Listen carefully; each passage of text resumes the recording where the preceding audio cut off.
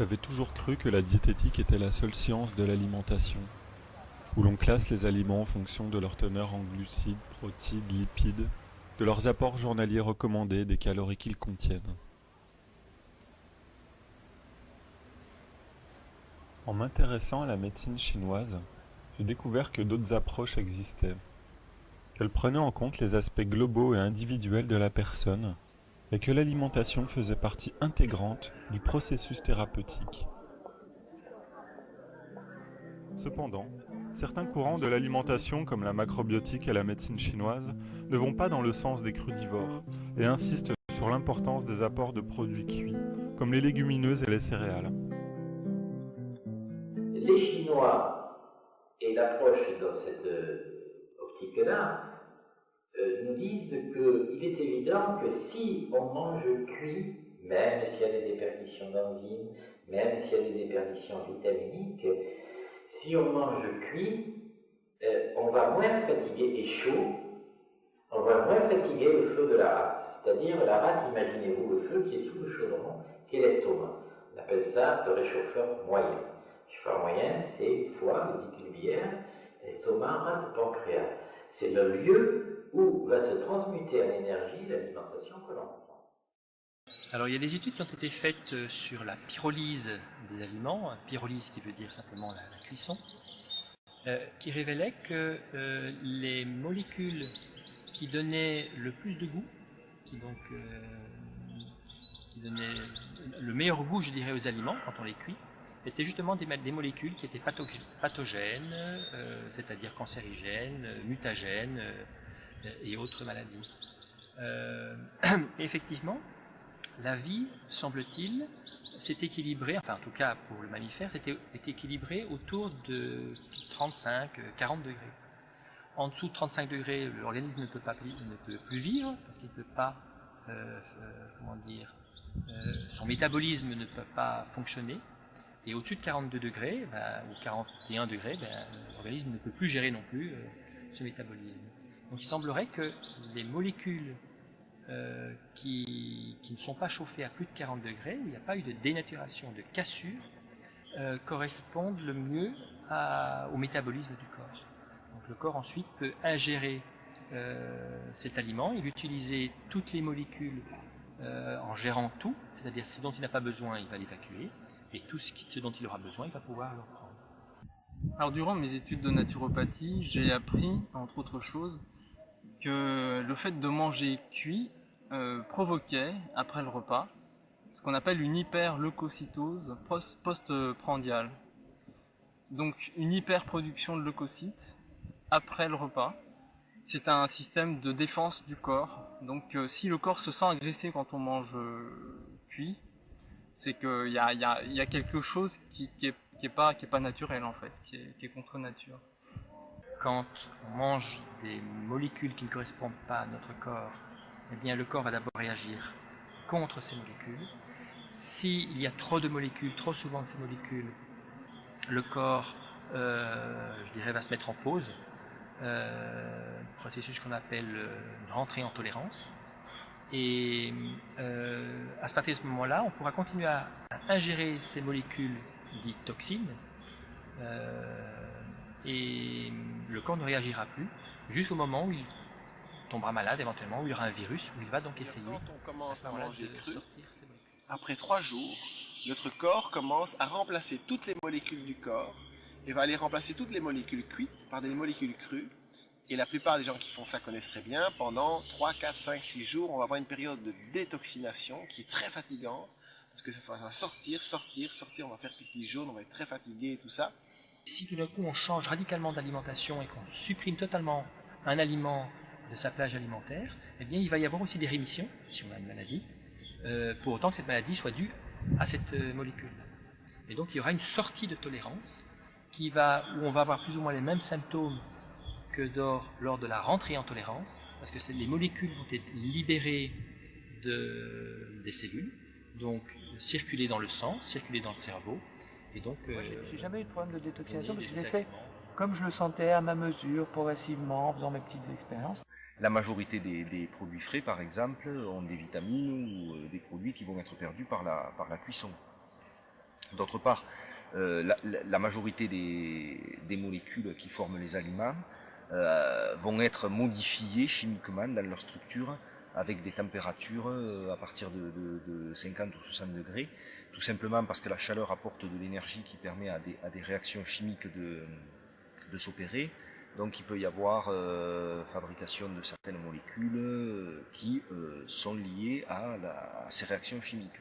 Par exemple, la réaction de Maillard qui va générer en fait les molécules de Maillard, qui sont ces molécules qui donnent une couleur brune aux pâtisseries, au thé, au café, au chocolat, et qui sont présentes dans beaucoup d'aliments et utilisées par l'industrie agroalimentaire d'ailleurs pour des notions de flaveur ou de goût ou d'aspect, même par exemple le côté doré des pâtisseries, tout ça, c'est lié à la présence de molécules de Maillard. Je pense que dans une manière idéale, l'être humain est fait uniquement pour manger tout ce qui se trouve dans la nature, dans leur état naturel. C'est pour ça que nos corps ont été fabriqués, à savoir que nos corps ont la recette chimique pour métaboliser tout élément qu'il y a dans la nature, dans son élément naturel. Je prends quelques exemples. Tu as une pêche qui tombe d'un arbre, elle est délicieuse, elle est fantastique, tu la manges, il n'y a pas photo. La nature est bien faite. Par exemple, si tu vas prendre du café à son état naturel, ou du cacao, eh bien, si tu vas le manger, tu vas tout recracher parce que c'est un goût dégueulasse, parce que ce sont des poisons en fait. On va plutôt dire des médicaments, le cas du cacao et du chocolat, parce que, mais disons, à utiliser avec parcimonie, et c'est vrai qu'à la fois ce n'est pas fait pour, parce que justement, la preuve justement, c'est que tu as ce goût qui va être insupportable. Dans cet exemple précis du cacao par exemple, le cacao, encore une fois, l'état original, c'est dégueulasse, c'est super mauvais, on le recrache, c'est bien fait. Si on le chauffe, on va déformer la molécule et c'est ce qu'on appelle les molécules de Maillard en fait, on va arriver à ce stade de molécules déformées et c'est là où c'est vicieux, ça va changer le goût. Donc effectivement le cacao va devenir quelque chose de super bon au goût, mais c'est toujours aussi entre guillemets nocif, j'appellerais ça plutôt dans le cas du cacao un médicament. Le cacao est un médicament qui dans certains cas peuvent être bénéfiques, mais tout médicament que tu prends tous les jours est un poison. Alors, bon, les molécules de Maillard en général, pas spécifiquement les molécules de Maillard, mais toute combustion, tout chauffage en fait, va amener des molécules très oxydées, ce qu'on appelle des goudrons, des molécules très complexes chimiquement.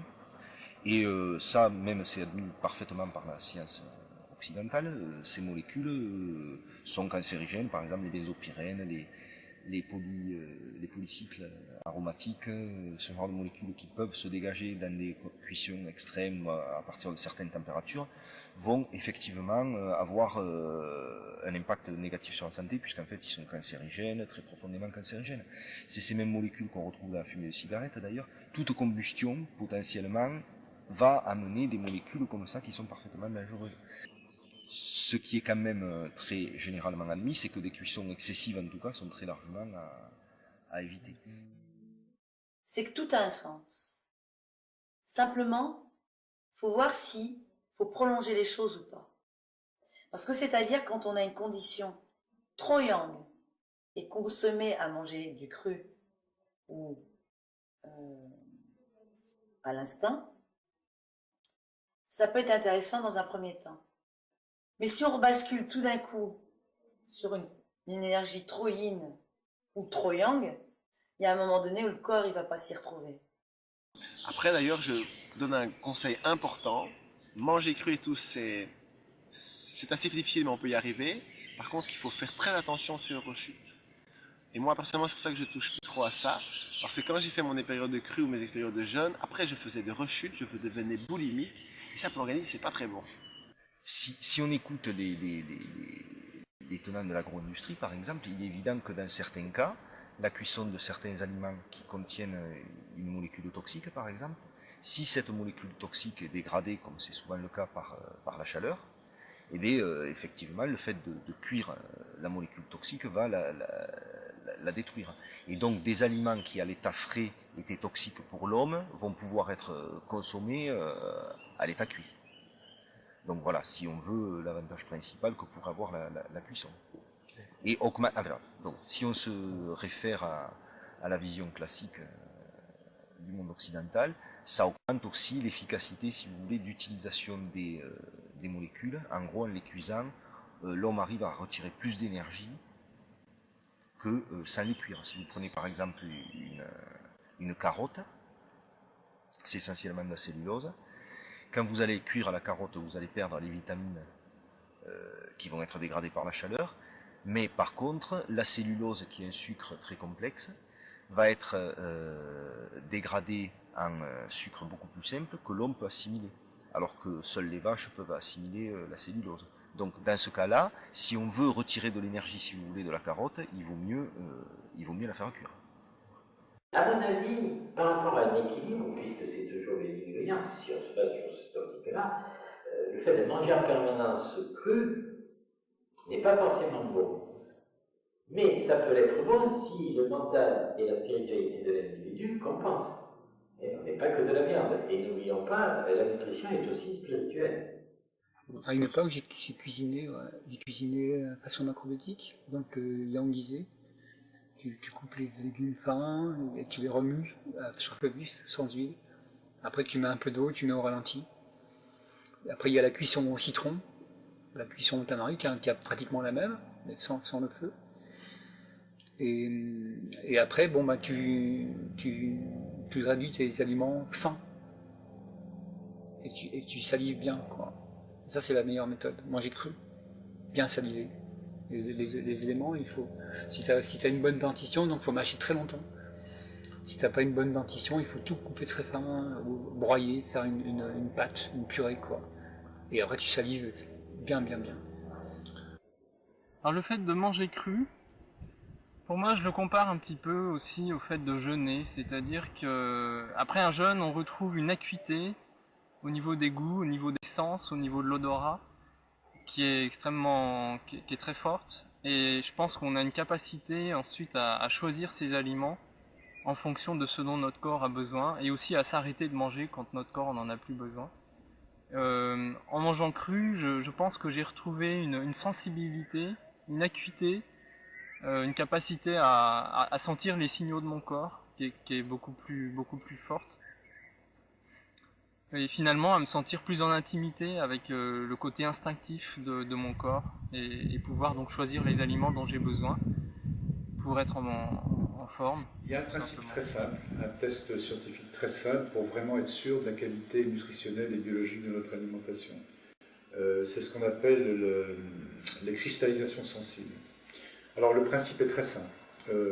Dans une petite coupelle, on va mettre un peu de chlorure de cuivre, auquel on va mélanger un substrat organique, quel qu'il soit, que ce soit alimentaire, que ce soit biologique, ou même une goutte de sang.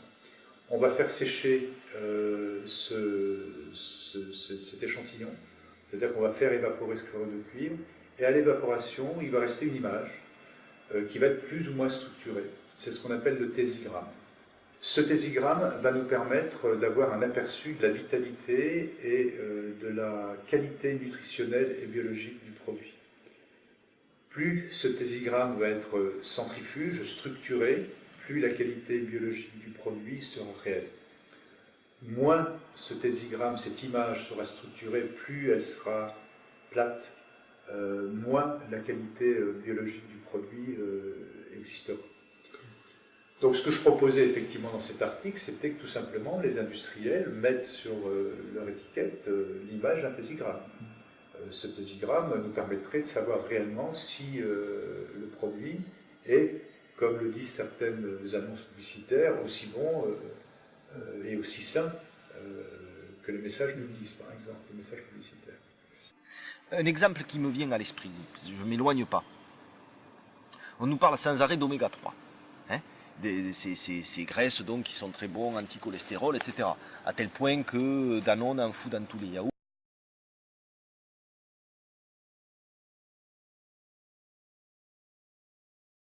Etc. Bon. Et bien vous voyez une information qui est claire en fait et qui n'a pas été approfondie beaucoup plus. Il y a plus d'une dizaine d'années, des scientifiques. Donc ces graisses oméga 3 se retrouvent entre autres dans les poissons gras, sardines, poissons bleus, sardines, maquereaux, saumon, ce genre de poissons. Donc des scientifiques s'étaient amusés à doser ces oméga 3 dans des maquereaux sauvages et dans des maquereaux d'élevage. Et il se trouve que les maquereaux sauvages étaient riches en ces graisses, qui étaient bien diminuées dans les maquereaux d'élevage. Ce qui semble montrer, il faudrait faire d'autres expériences peut-être strictement pour le démontrer, ce qui semble montrer que le seul fait de passer dans une situation d'élevage, du monde sauvage, de la vie sauvage à une vie d'élevage, en fait, modifie la biochimie des maquereaux. Et c'est de toute façon des cas qui sont connus. C'est bien connu que la domestication des céréales a eu des répercussions, des pertes de certaines molécules, au contraire l'homme a favorisé telle autre molécule, même au niveau de la nourriture en tant que telle, qu'elle soit OGM ou pas. Là je suis assez d'accord avec les Indiens par exemple, les notions de l'Ayurveda, une nourriture faite avec savoir et avec intention, je veux dire à part quelqu'un de pleinement dédié à la préparation de la cuisine, ça me paraît absolument incontestable qu'elle est nécessairement meilleure à la cuisine faite par quelqu'un qui s'en fout, qui utilise des aliments de peu de valeur, etc. Ça me paraît le bon sens même.